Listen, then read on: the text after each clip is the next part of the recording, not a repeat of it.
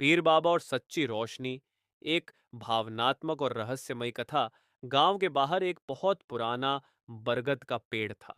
कहा जाता था कि वह पेड़ जितना पुराना है उतनी ही पुरानी उसकी छाया में बैठने वाले पीर बाबा की कहानी है। पीर बाबा न तो किसी महल में रहते थे, न ही उनका कोई बड़ा आश्रम था।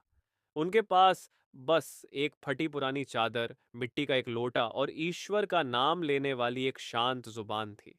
गांव वाले उन्हें खामोश पीर बाबा कहते थे, क्योंकि वे बहुत कम बोलते थे। लेकिन जब बोलते थे तो उनकी बात सीधे दिल तक पहुंचती थी। दूर दूर से लोग उनके पास आते थे, कोई बीमारी से परेशान होकर, कोई अपने दुखों का बोझ लेकर, और कोई बस उम्मीद के सहारे। उसी गांव में एक अंधा फकीर रहता था। उसका नाम सलीम था। वह जन्म से अंधा था।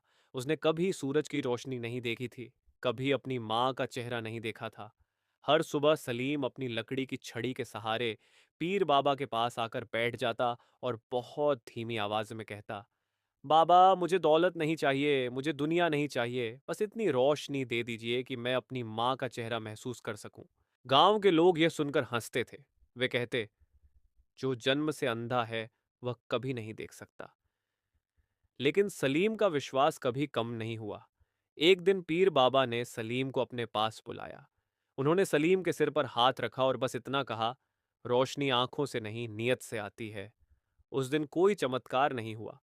सलीम की आंखें नहीं खुलीं। लोगों ने कहा, देखा, सब झूठ है। लेकिन पीर बाबा कुछ नहीं बोले। वे बस हल्की सी मुस्कान के साथ चुप रहे। कुछ दिनों बाद गांव में भयानक आग लग गई। तेज हवा चल रही थी। रात का समय था। अंधेरा और धुआं चारों तरफ फैल चुका था। लोग अपनी जान बचाने के लिए इधर उधर भाग रहे थे। उसी अफरा तफरी में सलीम की माँ आग के बीच फंस गई। चारों तरफ चीख पुकार थी। किसी को कुछ दिखाई नहीं दे रहा था। तभी सलीम भीड़ को चीरता हुआ आगे बढ़ा। लोग चिल्लाए, रुको, तुम अंधे हो, अंदर मत जाओ। लेकिन सलीम नहीं रुका। ऐसा लग रहा था जैसे कोई अदृश्य शक्ति उसे रास्ता दिखा रही हो। सीधे आग के बीच से वह अपनी मां तक पहुंचा और उसे सुरक्षित बाहर ले आया। गांव वाले यह देखकर सन्न रह गए। सुबह जब आग बुझ चुकी थी, सलीम पीर बाबा के पास गया। उसकी आंखों से आंसू बह रहे थे। वह बोला, बाबा, मेरी आंखें तो आज भी नहीं देख सकती, लेकिन कल रात मुझे सब कुछ साफ दिखाई दे रहा था। पीर बाबा ने शांत स्वर में कहा, कल रात तुम्हारी आंखें नहीं खुली थीं, तुम्हारा विश्वास खुल गया था। उस दिन लोगों को समझ आ गया कि हर चमत्कार आंखों से दिखाई देने वाला नहीं होता।